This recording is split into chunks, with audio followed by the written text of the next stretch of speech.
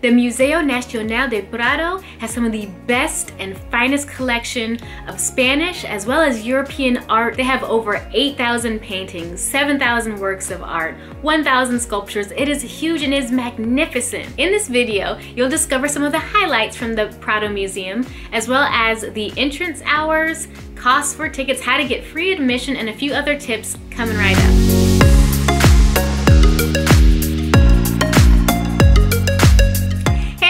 I'm Antoinette and welcome back to my channel.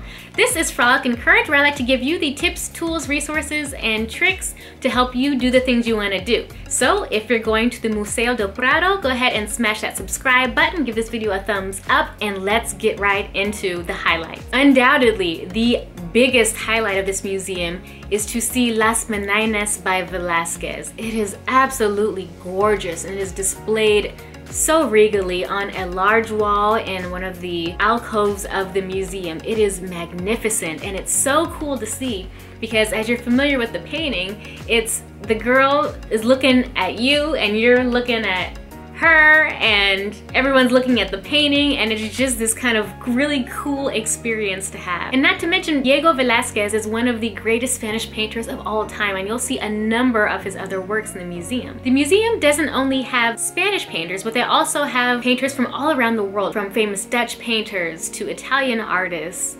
Flemish, everybody's there. One painter in particular is Bosch. Where do I begin with this? Okay.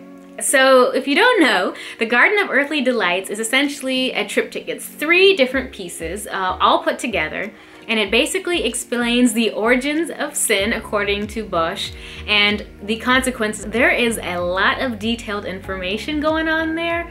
You'll have all kinds of like animal heads, and there's just a lot of stuff going on, and you've got to see this in person because it is a really crazy painting and you don't want to miss it. There are also various altarpieces there. There are too many to name, but most notably El Greco's Annunciation, the Adoration of the Shepherd, and the Baptism of Christ. They are magnificent altarpieces and you've got to check those out. In addition to Van Dyck's The Taking of Christ and Goya's paintings of Saturn, 2 old men eating, and 2 friars from his Black period. There are also a number of still life paintings. So as you can see, the Museo del Prado, or the Prado Museum, has a lot of artwork to see. So now let's get into some of the tips that you need to know. The museum has a number of different maps available in different languages. It's metro accessible by getting off at the Banco de España stop or the Atocha stop, and it's also accessible by bus or train or car or by foot, which my hotel was about a block away. The museum hours are Monday through Saturday from 10 a.m. to 8 p.m. and Saturdays and holidays from 10 a.m. to 7 p.m. with the last admission 30 minutes before closing. There are 3 different entrances to choose from, so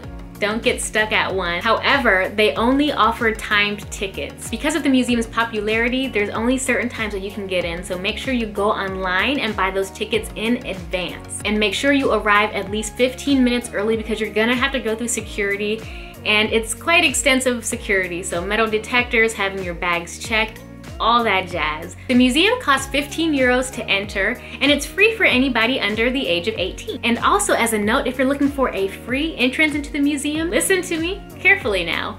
Free entry the last 2 hours of every day. So if you can get in there and rush through and see what you need to see, like these highlights, then get in there and see it. But one of the best values, in my opinion, this is the ticket that I use, is to get the combined entrance into the museum as well as a guidebook for only 24 euros. Here it is, y'all. This guidebook, look at how thick it is. I mean, my goodness. You see that? Like, you see how like many pages it is? This guidebook by itself is over 18 euros. So when you have a ticket that gives you admission plus this wonderful book for only 24 euros, jump on that, y'all. This is kind of heavy, so you want to wait till the end of your visit to pick it up, but it's totally worth the ticket. I recommend picking up an audio guide for about 4 euros, but if you're gonna get this book and you want to carry it, this is just as good. There's a free app as well as lockers to place your stuff, in addition to free wheelchairs, walking sticks, and strollers, because you cannot bring large bags or strollers or carriers with hoods. Also know that security is tight there and they do not allow photography, and they are pretty strict about it. I saw numerous attendants approaching people kindly but sternly, asking them to not take photographs. That's no flash, no photography, nothing. You just go there and enjoy the beautiful art and have those memories. So that's why you don't see any pictures that I took on this trip in this video, because you can't take pictures, you're not allowed. And before you go, make sure you check out the website for any closings due to renovations, museodelprado.es. Those are some of the highlights of the Museo del Prado, as well as the operating hours, how to get free admission, and a few other helpful tips. I hope that you found this helpful. If you did, smash that subscribe button to be notified of when I'll post other videos. I plan on doing a whole series for Madrid, just like I did with Paris, and I'll talk about the food, about my experiences with day trips and itinerary and everything. Check that out and give this video a thumbs up. And don't forget to share it with anyone who might be interested in taking a trip to the Prado Museum. As I always like to say, now that you know more about the highlights of the Prado Museum, it's time for you to frolic, have courage, and go visit the museum yourself. I'll catch y'all in the next video. Bye!